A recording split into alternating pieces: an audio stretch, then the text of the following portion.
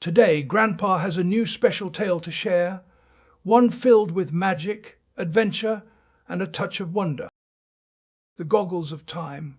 It all began on a warm summer afternoon, the kind where the air buzzes with possibility. Tim, a curious lad with a knack for tinkering, had stumbled upon an old antique shop at the edge of town. The place smelled of dust and mystery, with shelves brimming with trinkets from lives long past. In the back corner, hidden under a faded velvet cloth, Tim found them, a pair of peculiar goggles with shimmering blue lenses. They seemed to hum with energy, almost as if they were alive. "Try them on," said the shopkeeper, an old man with a twinkle in his eye.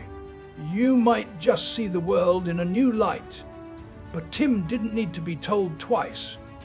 He slid the goggles over his eyes, and suddenly the shop around him began to shimmer and blur.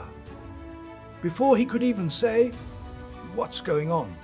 he was whisked away in a whirlwind of light and sound, landing with a soft thud on a cobblestone street.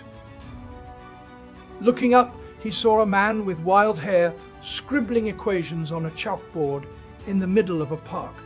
It was none other than Albert Einstein himself.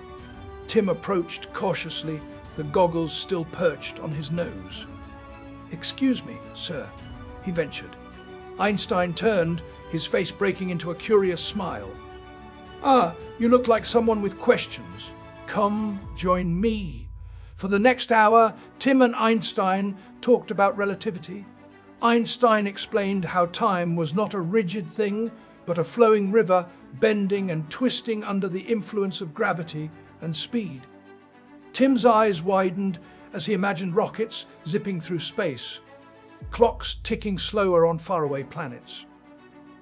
They even conducted a little experiment with a pocket watch and a spinning bicycle wheel to visualize time dilation. When it was time to leave, Einstein patted Tim on the shoulder. "Remember, young man, the universe is vast and full of wonder. Never stop asking questions."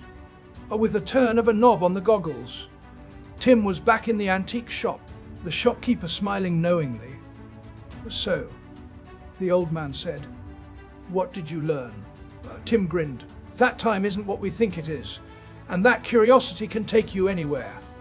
The shopkeeper chuckled. "Well then, it seems those goggles found the right owner. Use them wisely."